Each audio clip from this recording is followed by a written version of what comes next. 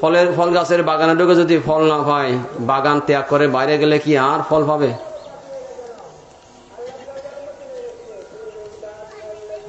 তো এটা বড় গুরুত্বপূর্ণ বিষয়। তাই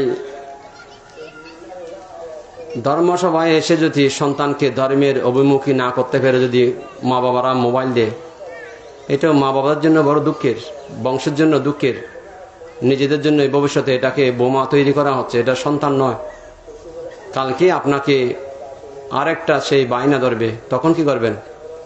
শিশুকালে যদি নিয়ন্ত্রণ না করতে পারেন, তার ইচ্ছে মতো আপনাদের চলতে হয়, বড় হলে কি করবেন?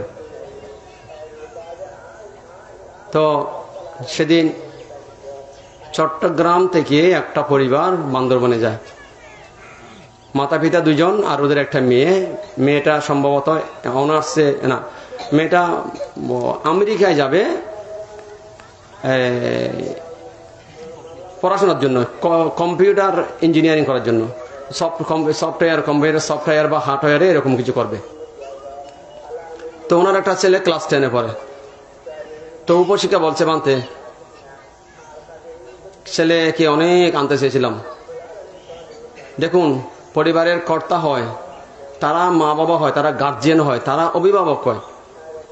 মেয়েটা আমেরিকা যাবে পড়াশোনার জন্য, ক্লাস 10-এর ছেলে, কত বয়স হয়েছে, তারা তাদেরকে মা বাবা কন্ট্রোল করে বান্দরবানে আনতে পারেনি। কতটা দুর্ভাগ্য।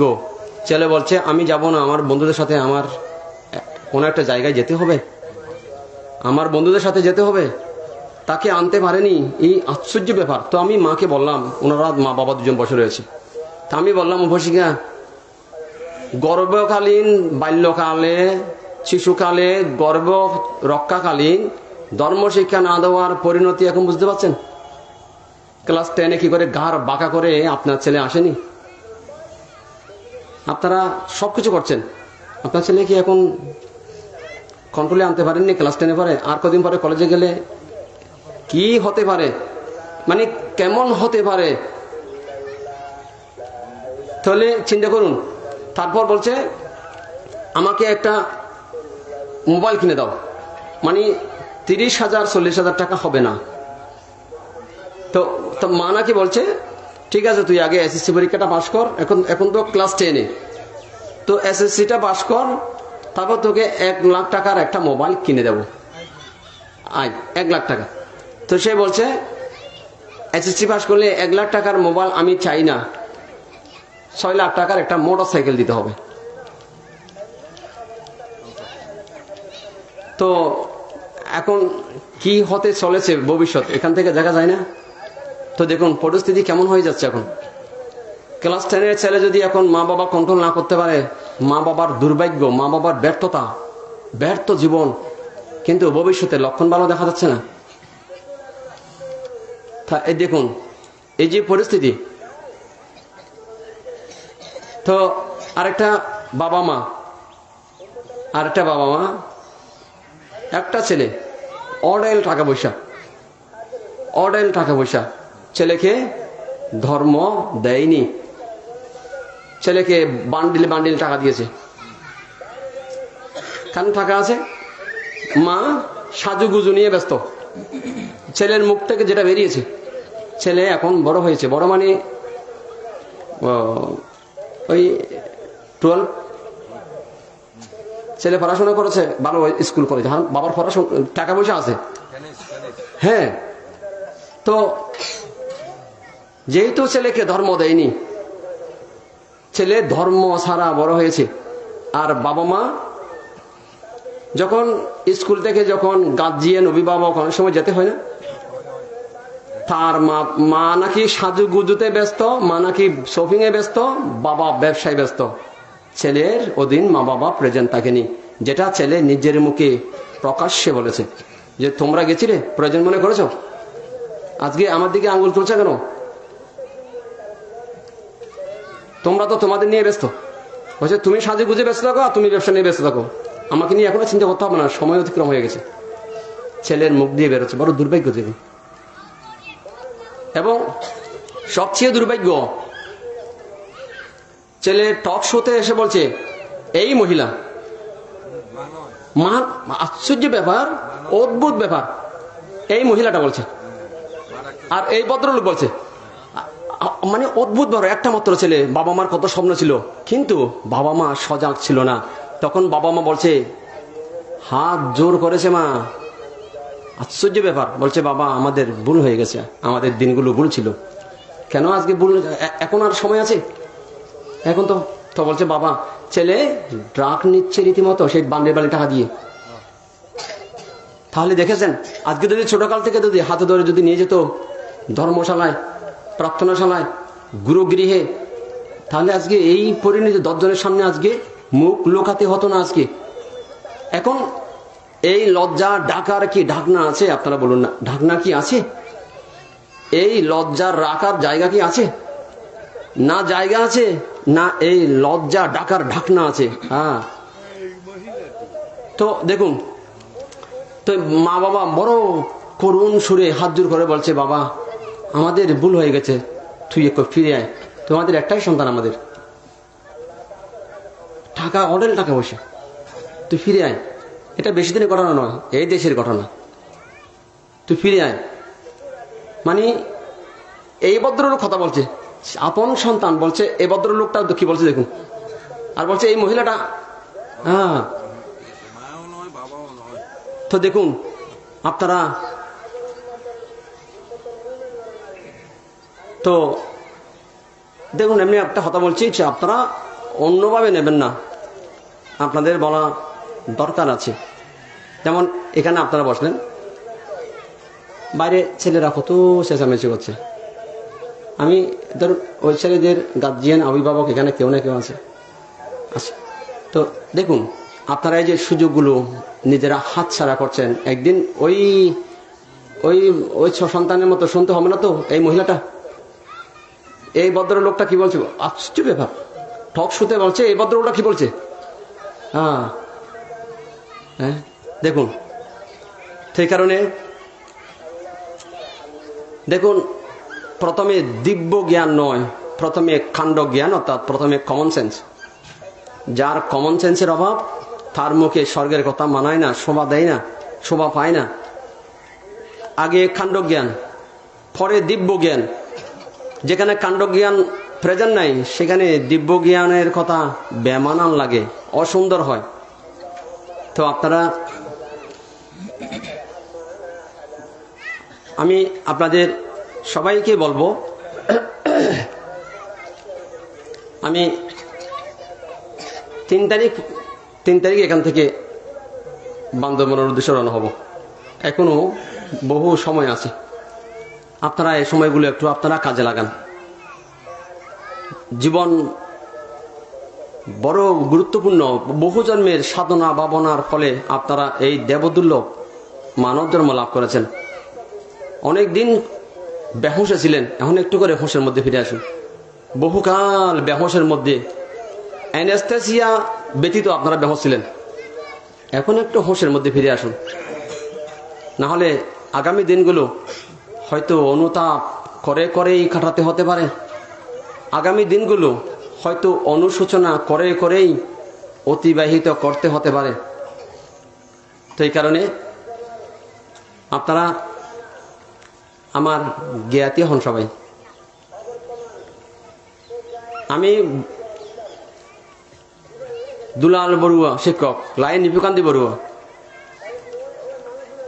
তারপর এখানে প্রায় ফরাং ইগল থেকে এক বাস না আপনারা গেছিলেন। আমি অ্যাকচুয়ালি আসতে চাইনি, আপনারা জিজ্ঞেস করুন। আমি অ্যাকচুয়ালি আসতে চাইনি। আমি আবার বহু কিছু চিন্তা ভাবনা করে আমি তো এটা এক প্রকার ক্যান্সেল করে দিয়েছিলাম। আমি প্রধান সেবিকাকে দিয়ে বলে দিয়েছি যে আমি দুঃখ প্রকাশ করছি, আপনি ফরাঙ্গিল মুরব্বীদের কাছে এই মেসেজটা পাঠিয়ে দিন। আপনাকে বলতে বলেছি, বললাম শিক্ষক দুলাল বড়ুয়াকে একটা ফোন করবেন, রতন বড়ুয়াকে একটা ফোন করবেন, লাইন বিবেকানন্দ বড়ুয়াকে একটা ফোন করবেন, সাগরকে একটা ফোন করবেন। ফোন করে মেসেজটা দিয়ে দেবেন যে বানতে যাবে না, বানতে এটা বাতিল ঘোষণা করেছে, বানতে দুঃখ প্রকাশ করেছে। তো আপনারা যারা যারা সেদিন গেছিলেন, ফরাঙ্গাকিলের আপনারা যে কতটা হিতকামী, আজকে যারা যারা এসছেন ওনারা যদি বান্দরবানে গিয়ে ওনাদের অনুরোধ, ওনাদের প্রার্থনা আমি লাস্টে স্বীকার করতে বাধ্য হলাম। কারণ যারা যারা গেছে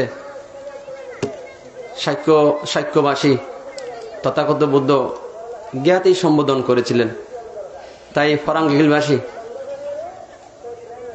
সেটা এই মাথা থেকে ও মাথা, এই পার থেকে এই প্রান্ত থেকে ও প্রান্ত, তারাও আমার জ্ঞাতি হয়। তাই সেদিন সবার প্রার্থনা আমি লাস্টে স্বীকার করার জন্য আমি বাধ্য হয়েছি। তো এই কারণে দেখুন আপনারা সবাই বহুকাল বহুদিন হয়তো অন্যভাবে জীবনকে পরিচালনা করেছেন। এখন একটু আমি যদি ফরাঙ্গিকিলের না হতাম, আমি আপনাদের হয়তো বহু কথা বলতাম না। কেন? এখন আপনারা কিছু করবেন সেটা আমার ঘাড়ে চলে যাবে, আমার ঘাড়ে চলে যাবে। যা আব্দুলপুর করলে আমার ঘাড়ে যাবে না, খোটারপাড় করলে আমার ঘাড়ে যাবে না, ধর্মপুর করলে আমার ঘাড়ে যাবে না, নানুপুর করলে আমার ঘাড়ে উঠবে না, লাঠিসরি করলে আমার ঘাড়ে যাবে না, ফতেনগর করলে আমার ঘাড়ে উঠবে না। কিন্তু আপনারা করলে আমার ঘাড়ে উঠে যাবে সেটা। তো এবং এখানে এই রঞ্জিত বড়ুয়া পরিবার, কার্তিক বড়ুয়া পরিবার, তপন বড়ুয়া পরিবার, জিতেন্দ্রের পরিবার, মিলন বড়ুয়া পরিবার, কমল বড়ুয়া পরিবার, সনক বড়ুয়ার পরিবার, খাজুল বড়ুয়া পরিবার, তারপরে বাচ্চু বড়ুয়া পরিবার, সঞ্চু বড়ুয়ার পরিবার, সুকুমার বড়ুয়ার পরিবার, অজিত বড়ুয়ার পরিবার, স্বপন বড়ুয়ার পরিবার, বাদল বড়ুয়ার পরিবার, বকুল বড়ুয়ার পরিবার এবং প্রদীপ বড়ুয়ার পরিবার, তারপর লক্ষ্মীর যত ভাই আছে, তারপরে দেবু সেবু তারা আছে কিনা চিন্তা করছি, তারা কিরকম মানুষ। দেবু আর সেবু বাবু তারা কিরকম মানুষ আমি চিন্তা করছি, তারা কিরকম মানুষ। যে দীপঙ্কর বান্তে আমাদের জ্ঞাতি হয়, আমাদের বংশ হয়। আজকে 12 বছর 13 বছর সাধন জীবন, তারা কি মনে করেনি কোনোদিন যে বান থেকে আমরা একটু করে দেখি? কত মুসলিম যাচ্ছে, খ্রিস্টান যাচ্ছে, এই দেবু সেবু কেমন মানুষ আমি চিন্তা করছি, ওরা কেমন মানুষ? আশ্চর্য বিষয়, ওরা কেমন মানুষ? টাকা পয়সার কারণে কি অন্ধ হয়ে গেছে? তারা অল্প টাকা পয়সা রোজগার করে কি অন্ধ হয়ে গেছে দেবু সেবু? তো এই যে পরিস্থিতি আমি বলছি যে মানে কি অবস্থা হতে চলেছে দেখুন আপনারা। ওরা কি অন্ধ হয়ে গেছে বাড়ি একটা তুলে? তো এই যে পরিস্থিতিগুলো আজকে 12 সাল থেকে আজকে এসে করুন, তাদের কি ইচ্ছা করেনি যে ভান্তে এত কিছু ত্যাগ করে জঙ্গলে হচ্ছে আমরা একটু করে?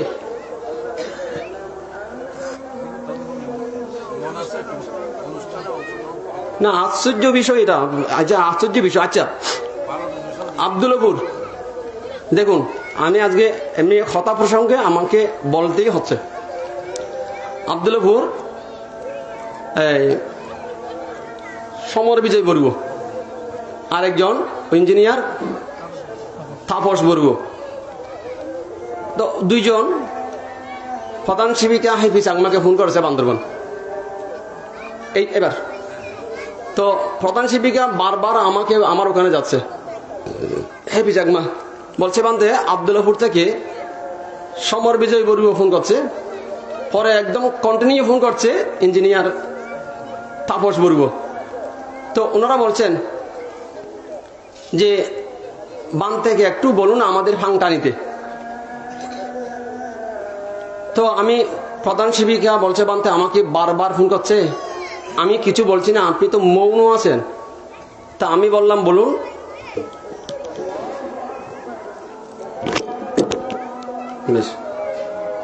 তা আমি বললাম যে প্রধান শিক্ষিকা হেফি শর্মাকে বললাম, আপনি জানিয়ে দিন যে বান্তে মৌন রয়েছে, বান্তে কিছু বলেনি। এরপর ইঞ্জিনিয়ার তাপস বড়ুয়া না আবার ফোন করেছেন।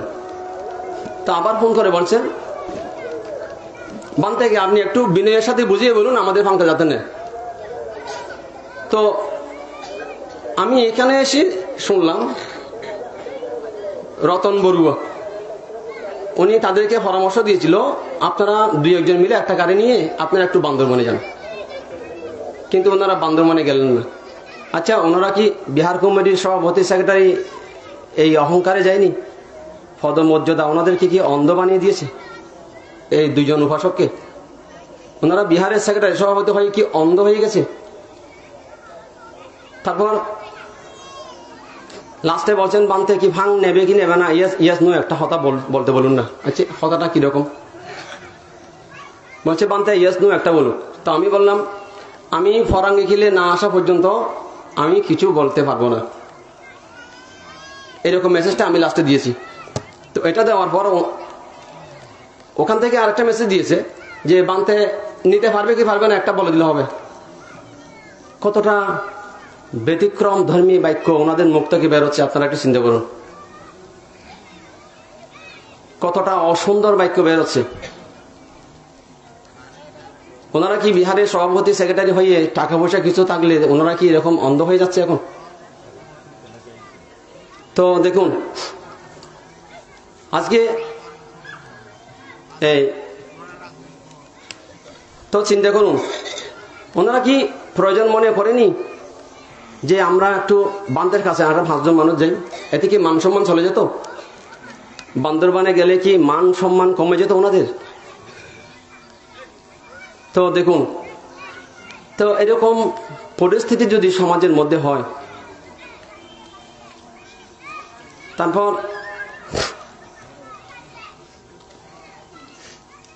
এখনো সময় আছে, নিজেকে একটু বোঝা দরকার, সবাই নিজেকে প্রশ্ন করা দরকার। না হলে ভবিষ্যতে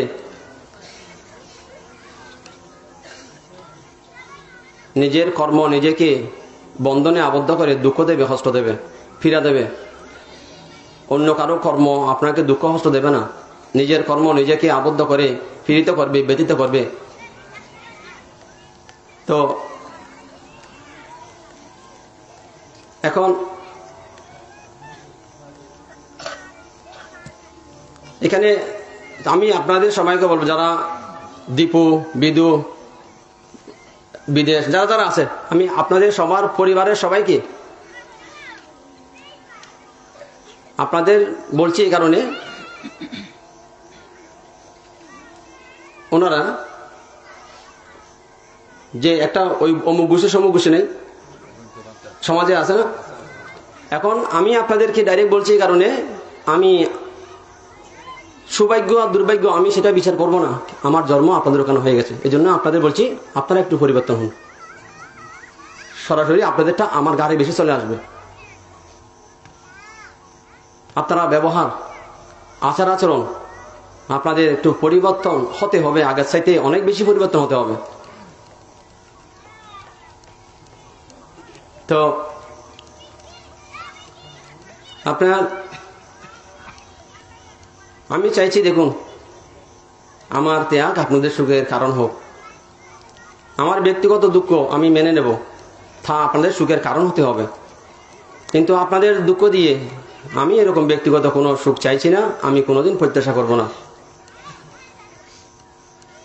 তা আমার ত্যাগ, আমার ব্যক্তিগত কোনো দুঃখ, সেটা সমাজের, দেশের, জাতির সেটা সুখের কারণ হোক।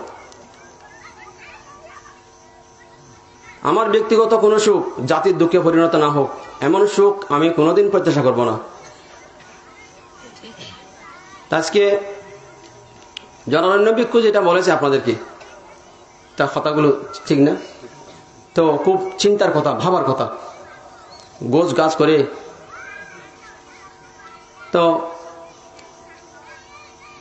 আপনারা উন্নত হলে আমি শুনে আমি যদি শুনি আমার ভালো লাগবে, আমার স্বস্তি লাগবে। আপনাদের সুখ সেটা আমার মধ্যে প্রতিফলিত হবে, আমার মধ্যে সেটা আমাকে আনন্দিত করবে, আমার মধ্যে প্রসন্নতা উৎপন্ন হবে। কারণ দেখুন, অঙ্গ যদি ক্ষত হয়, সেটা তিনি অরহত হোক অনাগামী হোক, অঙ্গ যদি আঘাতপ্রাপ্ত হয়, দেহ তা ফিল করবে, সেটা সুখ হোক আর দুঃখ হোক, ফিল করবে না? দেহ ফিল করবে। এই জন্যই আপনারা ভালো আর মন্দ সেটা আমি ফিল করব আপনাদের। এই জন্য বলছি, ধরুন এবার পুরো ফরাঙ্গি গ্রাম, অন্তত আপনারা অনেক কিছু চিন্তা ভাবনা করেন। আমি একটু করে আজকে এখানে কমলেন্দু বড়ুয়া আছে, উপাসক আছে না? নাই, নাই। আমি একটু উপাসক কমলেন্দু বড়ুয়া আর একটু শিক্ষক দুলাল বড়ুয়া, আপনাদের সাথে একটু করে বসবো। আমি একটু দুজনের সাথে আমি একটু করে বসবো। তো আপনারা বান্তের দিকে তাকিয়ে আপনাদেরকে অনেক কিছু মেনে নিতে হবে, যা আমার সুখের জন্য নয়, সমাজের সুখের জন্য, আগামী প্রজন্মের জন্য, বর্তমান প্রজন্মের জন্য। কারণ আজকে যারা শিশু, ওরা আগামী দিনের ভবিষ্যৎ। একদিন হয়তো আপনারা থাকবেন না, আপনাদের জায়গা আজকের প্রজন্মরা সেটা হাতে নেবে, তখন তাদের কি অবস্থা হবে? ঠিক না মাস্টার ভাষক? ঠিক না? একদিন আপনারা থাকবেন না, আপনাদের সন্তানেরা আপনাদের জায়গায় আসবে, তখন কি অবস্থা হবে? তো এই কারণে আপনারা, আমি আপনাদের কাছ থেকে কেবল অন্য কিছু চাইছি না। আমি মাছ মাংস, বিল্ডিং, টাকা পয়সা, ধন দৌলত আমি চাইছি না। কেবল আমি চাইছি আপনারা একটু ক্ষমা গুণ একটু করে অর্জন করুন। ক্ষমা গুণ, শান্তি গুণ। ক্ষমা করে দিন, ভুলে যান, ক্ষমা চেয়ে নিন, ক্ষমা করে দিন। আমি আপনারা যদি বলেন বান্তে এই সমাজের শান্তির জন্য, সমাজের সুখের জন্য, আপনি কি ফাটি ছাড়া মাটিতে বসতে পারবেন? আমি দীপঙ্কর বান্তে মাটিতে বসতে পারবো। যদি বলেন আমাদের সুখের জন্য, আজকে আপনি কেবল নুন দিয়ে সোয়াইন খেতে পারবেন, আমি নুন দিয়ে সোয়াইন খাবার জন্য রাজি থাকবো। কেবল আপনাদের শান্তির জন্য, কেবল আপনাদের একতার জন্য, কেবল আপনাদের সবার আন্তরিকতার সাথে বসবাসের জন্য, পরস্পরের সাথে মৈত্রীপূর্ণ সহাবস্থানের জন্য। যদি আপনারা বলেন আমাদের জন্যই, আমাদের শান্তির জন্যই, আপনি যে এক সপ্তাহ অনাহারে থাকতে পারবেন, আমি এক সপ্তাহ অনাহারে থাকবো, আমি সেটাও আপনাদের প্রতিশ্রুতি দেব। কেবল আপনাদের ঐক্যতা চাই, আপনাদের শান্তিপূর্ণ সহাবস্থান চাই। আপনার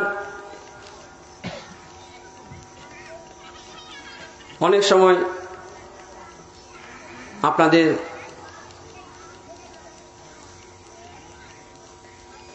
অনেক কিছু ত্যাগ স্বীকার করতে হবে বান্তের দিকে তাকিয়ে, আগামী দিনগুলোর কথা চিন্তা করে, আগামী প্রজন্মের কথা চিন্তা করে। দেখুন কার কখন মৃত্যুর ডাক আসে বলা যায় না। আপনারা একটু শান্তি গুণে গুণান্বিত হন, একটু শান্তি বলে বলিয়ান হন, একটু ভুলে যান। তো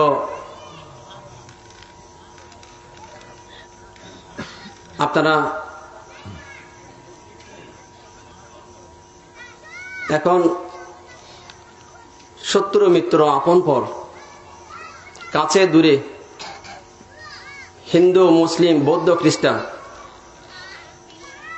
এবং অন্যান্য যত প্রাণী আছে, সবার প্রতি একটু মৈত্রী পরায়ণ হয়ে মৈত্রী চিত্ত গঠন করে সবার মঙ্গল কামনা করুন।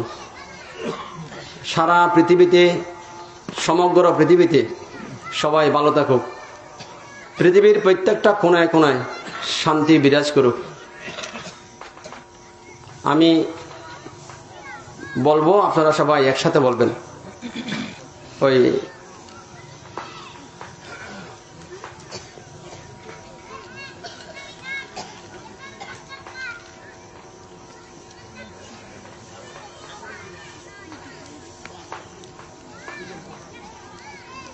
সবার শান্তি কামনার মধ্যে আপনাদেরও শান্তি লুকিয়ে রয়েছে। আমি বলার পর আপনারা সবাই একসাথে বলবেন। তোমার মঙ্গল তোমার মঙ্গল তোমার মঙ্গল রে তোমার মঙ্গল তোমার মঙ্গল তোমার মঙ্গল করে জন জন মঙ্গল জন জন মঙ্গল জন জন মঙ্গল রে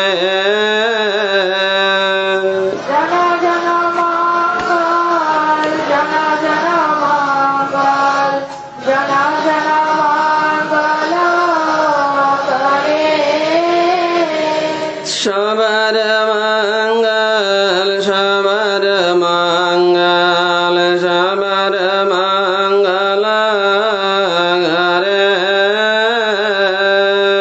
সবার মঙ্গল সবার মঙ্গল সবার মঙ্গল করে তোমার মঙ্গল তোমার মঙ্গল তোমার মঙ্গল রে তোমার মঙ্গল তোমার মঙ্গল তোমার মঙ্গল করে জন জন মঙ্গল জন জন মঙ্গল জন জন মঙ্গল রে জন জন মঙ্গল জন জন মঙ্গল জন জন মঙ্গল করে সবার মঙ্গল সবার মঙ্গল সবার মঙ্গল রে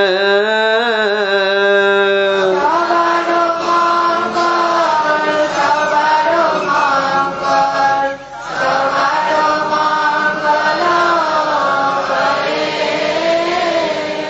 তোমার মঙ্গল তোমার মঙ্গল তোমার মঙ্গল রে তোমার মঙ্গল তোমার মঙ্গল তোমার মঙ্গল করে জন জন মঙ্গল জন জন মঙ্গল জন জন মঙ্গল রে জন জন মঙ্গল জন জন মঙ্গল জন জন মঙ্গল করে সবার মঙ্গল সবার মঙ্গল সবার মঙ্গল রে সবার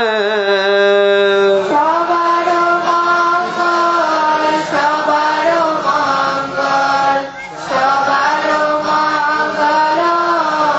করে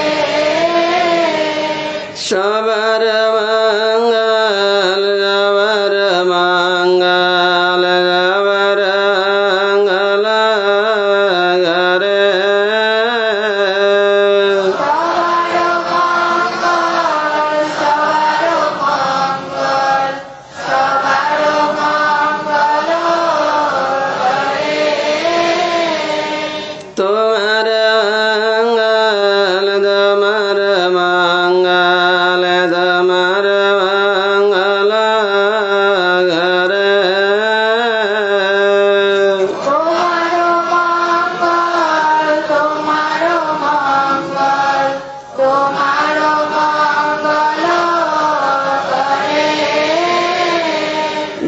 জন মঙ্গল জন জন মঙ্গল জন জন মঙ্গল হরে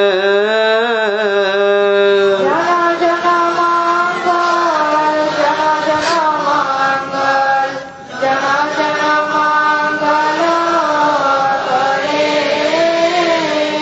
সবার মঙ্গল সবার মঙ্গল সবার মঙ্গল হরে সবার মঙ্গল সবার মঙ্গল সবার মঙ্গল হরে সবার মঙ্গল সবার মঙ্গল সবার মঙ্গল হরে সবার মঙ্গল সবার মঙ্গল হরে সবার মঙ্গল সবার মঙ্গল সবার মঙ্গল হরে সবার মঙ্গল সবার মঙ্গল সবার মঙ্গল হরে এবার আপনারা সমস্ত কালগত জীবিত জ্ঞাতি বিশ্বের শান্তি সুখ কামনা করে আপনারা জল ঢেলে পুণ্য বিতরণ করুন।